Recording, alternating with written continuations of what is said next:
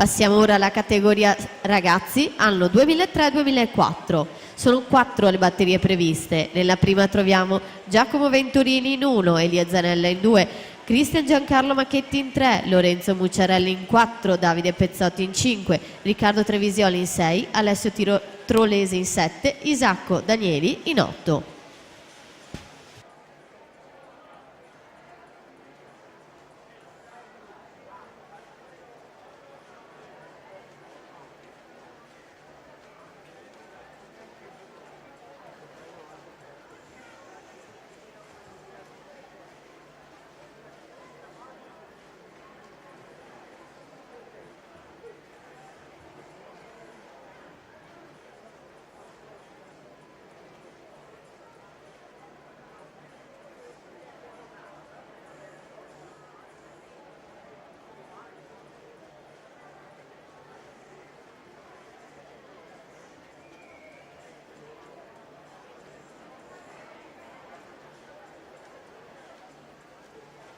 Intanto comunichiamo le finaliste ragazze dei due stile: Gosetto, Porcari, Zanin, Moro, Grendene, Tormena, Pasa e Zeudi Callegher. Ultimo tempo 2:15 e 71.